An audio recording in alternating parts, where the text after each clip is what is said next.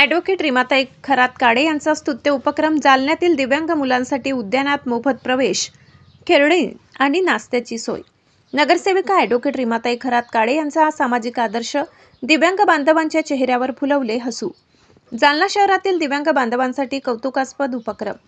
नगरसेविका ॲडव्होकेट रीमाताई खरात काळे यांचा स्तुत्य पुढाकार दिव्यांग बांधवांच्या चेहऱ्यावर हसू फुलविण्यासाठी आणि त्यांच्या आनंदात भर घालण्यासाठी प्रभाग क्रमांक 14 चे ॲडव्होकेट नगरसेविका रीमाताई संदीप खरात काळे यांनी एक अत्यंत स्तुत्य आणि कौतुकास्पद उपक्रम हाती घेतलाय। जालना शहरातील छत्रपती संभाजीनगर उद्यान आता दर रविवारी सकाळी 10 ते 12 या वेळेत दिव्यांग बांधवांसाठी पूर्णपणे मोफत खुले राहणार आहे। आज या उपक्रमाचे भव्य उद्घाटन मान्यवरांच्या हस्ते पार पडले। दिव्यांग बांधवांना निसर्गाच्या सानिध्यात मनमोकळा आनंद घेता यावा यासाठी ॲडव्होकेट नगरसेविका रीमाताई खरात काळे यांच्या विशेष प्रयत्नातून छत्रपती संभाजी उद्यान मोफत उपलब्ध करून देण्यात आले आहे। या ठिकाणी केवळ उद्यानाची दारेच खुली राहणार नाहीत, तर दर रविवारी दिव्यांग मुलांसाठी खेळणी, विविध मनोरंजक उपक्रम आणि अल्पोपहाराची उत्तम सोय देखील करण्यात येणार आहे।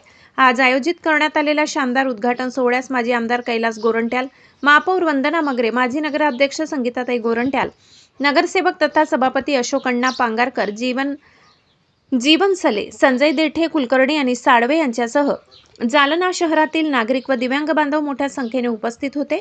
या प्रसंगी उपस्थित मान्यवरांनी ॲडव्होकेट रीमाताई खरात काळे यांच्या उपक्रमाचे मनापासून कौतुक केले। तसेच दिव्यांगांच्या खेळणी आणि इतर साहित्यासाठी 51,000 रुपयांचा निधी देण्याची घोषणा केली। या निधीतून व्हीलचेअर, वॉकिंग स्टिक, कुबड्या आणि सायकल यासारख्या दैनंदिन गरजेच्या वस्तू खरेदी करून दिव्यांगांना उपलब्ध करून दिल्या जातील। शिवाय महानगरपालिकेच्या माध्यमातून दिव्यांग बांधवांसाठी जास्तीत जास्त कल्याणकारी योजना राबविण्याचे आणि त्यांना सर्वतोपरी मदत करण्याचे आश्वासन यावेळी मान्यवरांनी दिले। नक्कीच समाजातील दुर्लक्षित घटकांना मुख्य प्रवाहात आणण्यासाठी आणि दिव्यांग बांधवांना जीवनात आनंदाचे क्षण निर्माण करण्यासाठी ॲडव्होकेट नगरसेविका रीमाताई खरात काळे यांनी घेतलेला हा पुढाकार खरोखरच कौतुकास्पद आणि आदर्शवत असा आहे। राजकारणात फार सक्रिय आणि किती प्रोग्राम आम्ही अटेंड केले, किती उद्घाटन केले देशात, कन्याकुमारी पासून तर जम्मू पर्यंत आणि पश्चिम बंगाल पासून तर गुजरात पर्यंत माझे दौरे झालेले। पण पहिल्यांदा असा प्रोग्राम बघतो जिथं अपंग लोकांना सेवा करून त्यांना घराबाहेर आणून जालनाच्या जे ग्लो गार्डन ज्याला आता म्हणतो आम्ही, तिथं त्यांना घेऊन येऊन 2 तास त्यांच्यासोबत राहून त्यांची नाश्त्याची व्यवस्था असेल किंवा जे त्यांना लागतात ते तुम्ही देतात। मी अंतकरणाने तुमचा धन्यवाद व्यक्त करतो आणि निश्चितही कुठं ना कुठं आम्ही तुम्हाला भविष्यात संधी देऊ असं माझ्या मनात आज आलेलं आहे। निश्चित एक चांगला काम आपण केला त्याबद्दल मी तुमचा आभार व्यक्त करतो।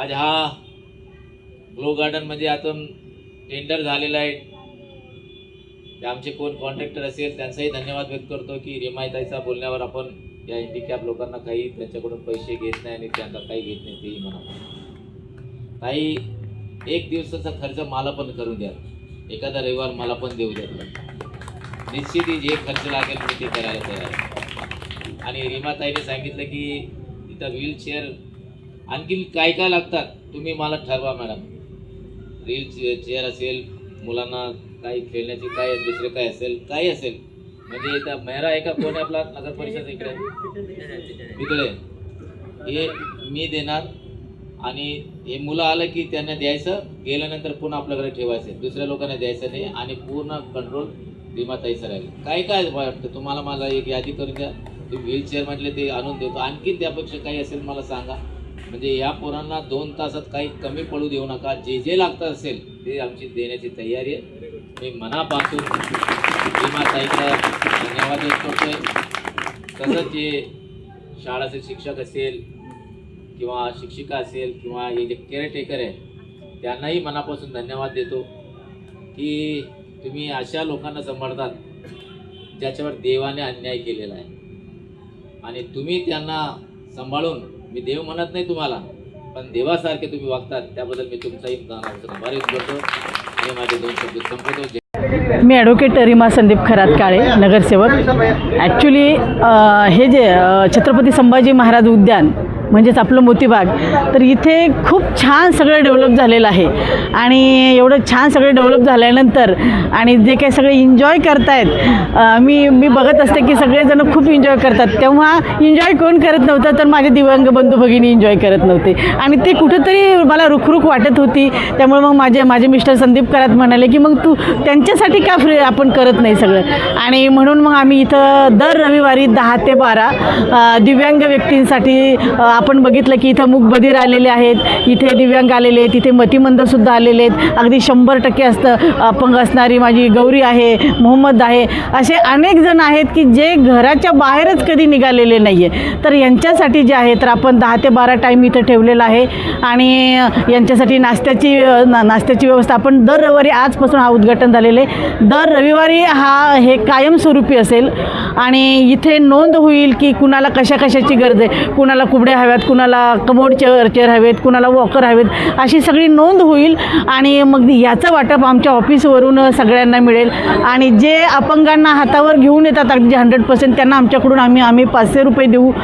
आणि ह्या सगळ्याची जी मी अपंगासाठी आम्ही जे काही करतो, तर ह्याची सुरुवात जी झालेली आहे, तर आमची गौरी जी आलेली आहे, तर एक दिवस मी चरणसोबत घरी गेल्यानंतर मी गौरीला बघितलं आणि तिची जी हातबलता मी बघितली. आणि तेव्हापासून मला वाटलं की आपण दिव्यांगासाठी काही केलं पाहिजे. आणि तेव्हापासून मी माझे मिस्टर, माझी मुलगी मैत्री, आम्ही सगळे यासाठी राबतो आहोत.